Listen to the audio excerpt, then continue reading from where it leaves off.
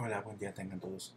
El día de hoy vamos a platicar sobre anestésicos locales, que es algo muy importante porque vamos a necesitarlo para básicamente cualquiera de los procedimientos que vamos a aprender durante el ciclo. Entonces debemos conocer cómo funcionan, debemos conocer cuáles son sus dosis, los riesgos de aplicarlos, cómo se aplican, cómo no deben aplicarse, qué opciones hay, cuáles son las presentaciones que ustedes van a encontrar y, bueno, básicamente la información que requieren para prescribirlos y utilizarlos ustedes mismos, ¿no? Entonces, vámonos por partes. Primero, recordemos que los anestésicos locales todos funcionan de la misma manera. Funcionan mediante el bloqueo de los canales de sodio. Esto hace que la transmisión nerviosa no se pueda dar. Entonces, el potencial de acción no se puede propagar y por lo tanto los pacientes no sienten dolor. El primer anestésico local que hubo fue la cocaína, que la infiltró William Halsted, que si ustedes recordarán también se la ponía él solo. El problema de la cocaína es que causaba euforia, adicción, cosas así muy latosas como efecto secundario.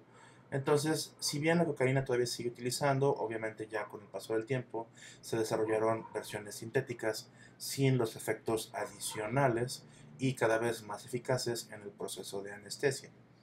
Sin embargo, hay que tomar un par de cosas en consideración. Por ejemplo, los anestésicos locales tienen el problema de que al bloquear los impulsos nerviosos, también tenemos un efecto secundario local, ¿no? Ese efecto secundario local va a ser vasodilatación. Y esto es predominantemente porque al bloquear la transmisión neurológica, también va a causar que haya pérdida de tono a nivel de vasculatura local donde lo están aplicando. Y esto es lo que causa el efecto secundario más peligroso, ¿no? Obviamente, al haber vasodilatación, siempre que ponemos anestésico local, la zona donde trabajamos va a sangrar un poquito más, pero lo que nos preocupa realmente a nosotros es los efectos sistémicos, que es cuando el medicamento, al estar el vasito dilatado, se extravasa y entonces llega a la circulación sistémica. Y aquí sí puede haber un problema grande porque puede afectar tanto la transmisión del corazón, causando un bloqueo importante, o puede afectar a nivel sistema nervioso central y es muy peligroso. Generalmente los efectos sistémicos se van a manifestar en los primeros 4 o 5 minutos de que aplicaron el medicamento y se ven precedidos por síntomas como zumbido de oídos, un sabor metálico en la boca, dolor de cabeza, cosas por el estilo, ¿no? Y esto generalmente es cuando cometimos un error de aplicación y lo introdujimos dentro de un vaso o pusimos una dosis demasiado alta. Entonces, esto es lo que hay que tomar en consideración con la toxicidad. Como les había comentado originalmente, hay varios tipos de anestésicos locales y se van a dividir en dos formas. Todos tienen un terminal amino, entonces se dividen básicamente en dos, ¿no? Los aminoésteres y los aminoamidas. Los primeros que se utilizaron fueron los aminoésteres y aquí podemos ver nosotros la cocaína. El problema de los aminoésteres es que, porque de hecho el primero que se utilizó generalmente por mucho tiempo fueron la procaína y la benzocaína, que se utilizaron por muchos, muchos años, hasta que se inventó la lido, ¿no? Que es nuestro caballito de batalla actual. ¿Qué problemas tienen los ésteres? El problema principal es que pueden causarnos una reacción inmunológica severa, pueden causarnos anafilaxia. ¿Por qué nos causa anafilaxia? Porque al metabolizarse, se metabolizan en plasma y al romperse se libera un compuesto similar al ácido paraminobenzoico o PABA. Y esto puede causar una respuesta alérgica muy severa. Entonces, generalmente es un problema importante. Otro, que son muy inestables. ¿Qué quiere decir? Que las ampollitas con el medicamento, si se exponen al sol o al calor, pueden inactivarse. Entonces, ustedes le pueden poner el medicamento al paciente y de repente no está haciendo efecto. Y por último, lo que nos causa también mucha lata es que suelen tomar mucho tiempo en hacer efecto. Y generalmente un anestésico local ideal para nosotros debe actuar rápido, durar mucho y no causar efectos secundarios y ser bien tolerado por la mayor parte de los pacientes. Entonces, ¿qué pasó? Se desarrolló, como se había comentado, la LIDO, que el lido es muy barato, actúa muy rápido y es muy bien tolerado. Todos los aminoamidas se van a metabolizar en el hígado más despacio, pero por lo mismo también tienen un riesgo más grande de toxicidad sistémica, aunque el riesgo de alergia es mucho, mucho menor. Entonces, generalmente, unas por otras, ¿no? Además, desde que el punto de vista médico, desde el punto de vista médico, es mucho más práctico que sean químicamente estables, porque los podemos guardar por más tiempo, los podemos enviar a diferentes sitios, y es un medicamento mucho más útil en ese aspecto, ¿no? Además, el pH en el que trabajan es un poquito más normal comparativamente hablando con el que usamos en nuestro plasma, entonces generalmente son menos incómodos en su aplicación. Entonces, vamos a hablar de los medicamentos más comunes y los que más frecuentemente utilizamos. Y aquí el más importante, como les digo, porque es uno de los más rápidos y de los más baratos, es la lidocaína. La lidocaína generalmente dura su efecto más o menos 2 horas, 3 horas máximo, pero aquí hay algo muy interesante que nosotros podemos hacer con el uso de epinefrina. Recordemos que nuestra preocupación con los locales es que al colocarlos se extravasen, ¿no? Se salgan por todos lados, se meten en los sanguíneos y lleguen sistémicamente. La epinefrina, al agregarla, va a hacer vasoconstricción instantáneamente. Esto hace que el medicamento no se pueda salir tan fácilmente de donde lo pusieron y por lo tanto, en muchos casos la dosis tóxica se disminuye porque el medicamento no se puede salir. También lo que nos ayuda a hacer es que al mantener el medicamento más tiempo en su lugar, es más fácil que se saturen los receptores que hay para los canales de sodio y el medicamento dura más tiempo porque hay más receptores afectados. Entonces, generalmente, al menos con la lidocaína, la epinefrina nos va a ayudar a aumentar la dosis tope porque lo hace menos tóxico y a aumentar la duración porque hace que se quede más tiempo. Con otros fármacos más potentes, la epinefrina a lo mejor no nos cambia la dosis tóxica, pero sí nos puede cambiar la duración. ¿Y eso de qué depende? De qué tan potente sea el medicamento. Porque la lidocaína no es de los medicamentos de una potencia moderada, que quiere decir que su duración es pues, relativamente corta. Entonces, la lidocaína es el más común, tiene un inicio muy rápido, es una buena mezcla entre potencia y eficacia, y si agregamos epinefrina, la duración se nos va a ir al doble, ¿sí? Entre 2 a 4 horas, y la dosis máxima es de 4 miligramos por kilo de lidocaína simple, sin epinefrina, y cuando le agregamos epinefrina, la dosis máxima se nos va casi al doble, a 7 miligramos por kilo. Recordemos que aquí en México la lidocaína generalmente la manufactura de laboratorios PISA y viene como lidocaína al 2%. ¿Qué quiere decir esto? Que un mililitro de lidocaína, un mililitro del frasquito de 50 litros que viene, equivale a 20 miligramos. Y esto es muy importante para que ustedes puedan calcular su dosis máxima. Un paciente de 70 kilos, 7 por 4 es 28, entonces quiere decir que su dosis máxima son 280 miligramos en total, ¿no? Y si nosotros lo dividimos entre los 20 miligramos, sabemos que nuestra dosis tope son 14 mililitros. A lo mejor suena medio confuso, pero no se preocupen, ¿sí? También lo pueden calcular muy fácil con la calculadora. Tomen en consideración también la lidocaína al 1%.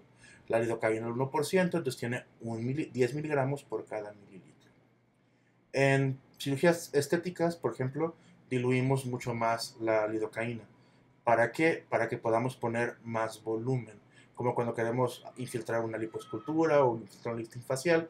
Entonces podemos diluir la lidocaína todavía más al 0.05, al 0.02%.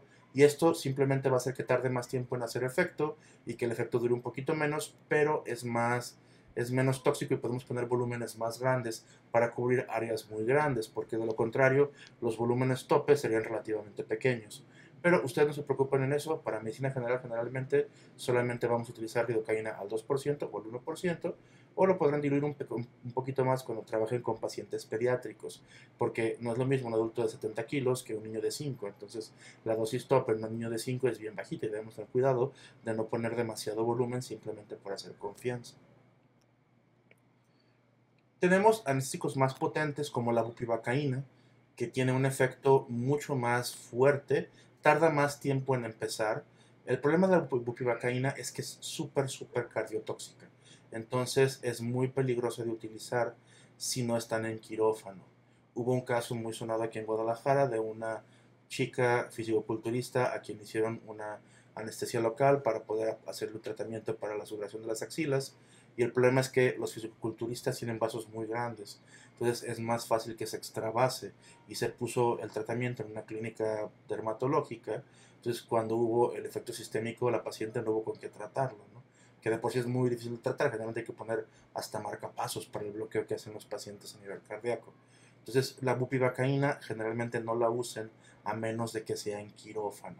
Van a ver que anestesiología lo utiliza mucho de repente para bloqueos axiales o bloqueos regionales, porque lo tienen más controlado. Una alternativa a la bupivacaína es un poquito más cara, pero es más segura, es la ropivacaína.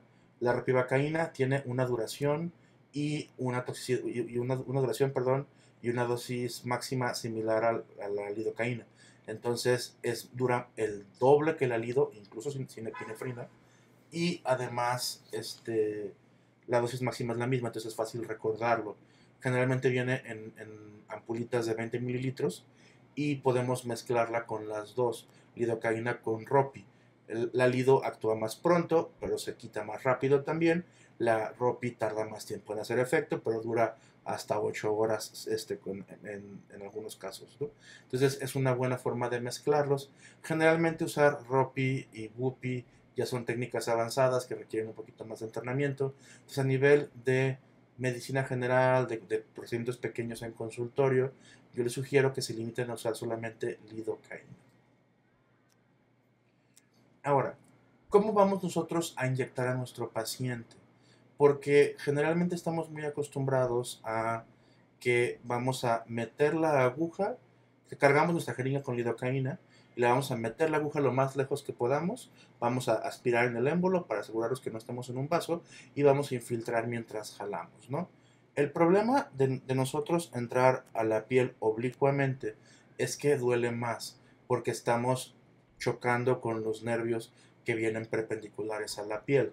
Entonces, dependiendo de la zona donde queramos trabajar, usualmente la forma menos dolorosa de entrar es completamente perpendicular a la piel, porque corremos menos riesgo de inyectar, de lastimar, de raspar algún nervio y causar más dolor.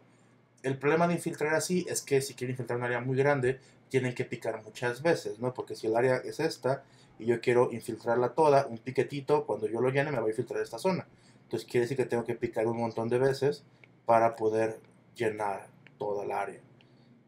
Sin embargo, la ventaja es de que siempre, como siempre infiltramos a nivel del celular subcutáneo, y el celular subcutáneo es muy laxo, el medicamento se desparrama por el celular subcutáneo y nos crea como un halo de anestesia y nos permite ser más cuidadosos. Además, como la lido actúa tan rápido, una buena alternativa es el primer piquete entra perpendicular e infiltra una zona de lo que puedan infiltrar, ¿no? Y ya después el segundo entra oblicuo, con la ventaja de que el segundo ya no va a doler por la anestesia que pusieron en el primer piquetito. Otro tip que les puedo dar es que es mejor infiltrar entrando que saliendo. ¿Qué quiere decir? En cuanto su aguja entre y atraviese el celular subcutáneo, ustedes checan el émbolo jalándolo para ver que no estén en un vasito, y en lugar de irse hasta el fondo, empiecen a infiltrar, y conforme se vaya metiendo el medicamento va a empezar a formar un aboncito, como una ronchita de líquido. Entonces se van ustedes avanzando junto con la ronchita, todo el tiempo infiltrando, y así no tienen riesgo de que si se quedan en un vasito, lo pongan mucho en el vasito, porque sería lo mismo que si lo van sacando. Entonces poco a poquito van entrando y van infiltrando. Entonces como la anestesia va por delante de su aguja, va ardiendo la lidocaína y la aguja no se siente, entonces solamente duele una vez. Y al final llegan hasta donde llega su aguja, infiltran todo y ya pueden sacarla y a lo mejor entrar en otro vector. De todos modos, esto lo vamos a ver ya en clase, con un modelo para que ustedes vean específicamente cómo se hace. Recordemos, nunca infiltren epidermis o nunca infiltren dermis porque duele mucho y el medicamento se atora, porque aquí el colágeno está súper denso y el medicamento no se puede meter entre ellos, y aquí también las células están súper densas, entonces el medicamento no se esparce. Sin embargo, si ustedes infiltran el celular subcutáneo, el medicamento se esparce fácilmente y el dolor que ustedes generan es mucho menor. Va a haber ocasiones donde el área que queremos trabajar es demasiado grande. Entonces, si el área es muy grande, por el límite de medicamento que podemos aplicar, una de las opciones más eficaces es simplemente hacer bloqueos regionales. Y esto se puede cuando tenemos el nervio que actúa sobre una zona grande a la mano. En este caso, las ramas terminales del trigémino en la cara, la rama supraorbitaria, infraorbitaria y mentoniana, van a dar la sensibilidad a casi toda la cara anterior. La rama supraorbitaria nos va a dar la sensibilidad de la mitad de la cara hasta el arco cigomático.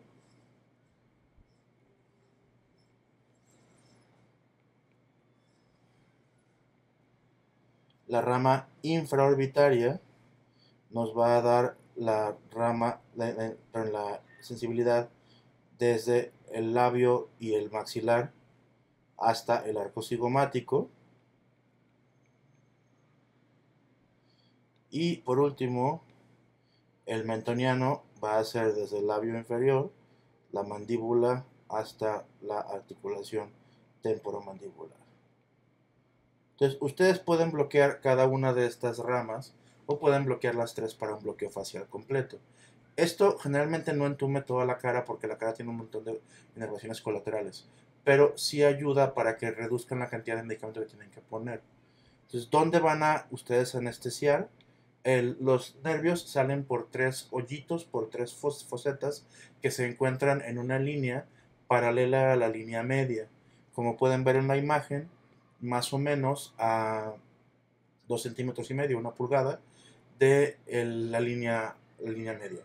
O si el paciente está viendo justo al frente, es más o menos en el borde del iris, o de plano pueden tocar la órbita y se palpan los huequitos por donde salen los nervios, tanto arriba de la órbita como abajo, como en el mentón. Entonces, pueden llegar ahí directamente. Un tip, por favor, no infiltren directamente sobre el nervio, infiltren a un par de milímetros a un lado, peguen en el hueso, aspiren e infiltran ahí, porque entonces el medicamento se va a meter al foramen y ustedes no van a raspar el nervio con la aguja que lastima o puede quedar con alguna pequeña lesión transitoria, ¿no? Lo mismo podemos hacer con la mano, que tiene tres grandes nervios, todos ustedes ya lo deberían saber, que es el nervio mediano, el nervio radial y el nervio cubital. En estos casos, lo que vamos a hacer nosotros es, ya sea qué zona queremos trabajar, ¿no? El nervio mediano, como todos sabemos, nos va a dar anestesia, que se ve aquí, a la cara palmar del dedo 1, 2 y la mitad del 3. El nervio cubital, que esté de aquí, nos va a dar anestesia a la cara palmar y dorsal del dedo 5, 4 y la mitad del 3. Y el nervio radial hace lo mismo que el mediano, pero en la cara palmar. Entonces, podemos bloquear los tres, ¿no? El mediano se encuentra en el túnel del carpo. Si ustedes le piden al paciente que una su pulgar con su meñique y flexione, el 70% de los pacientes van a tener el tendón palmar mayor aquí y se va a ver justo donde entra, donde se une al retináculo de los flexores, que es esta bolita que ustedes ven aquí, y ahí pueden entrar. O de lo contrario, generalmente los pliegues de flexión de la muñeca están aquí. ¿Sí? Entonces pueden anestesiar ahí. Tengan cuidado porque se atraviesa la piel, que es más o menos suave con la aguja, y luego el retináculo en sí, que es esta banda que se ve aquí, es un ligamento que es un poquito duro, y después inmediatamente abajo van a encontrar el mediano. Entonces tengan cuidado para que no se les vaya la fuerza y lastimen el nervio, porque si no el paciente se tira un calambre y a lo mejor quita la mano y saca la aguja, ¿no? Una vez que entren al retináculo, aspiran para ver que no están en un vaso, infiltran y se va a llenar toda la zona del túnel del carpo, entumiendo el nervio. Ojo, Los nervios grandes toman más tiempo en anestesiarse que las terminales locales. ¿A qué me refiero? Imagínense que el mediano es esto, ¿no? Está compuesto por un montón de fasciculitos,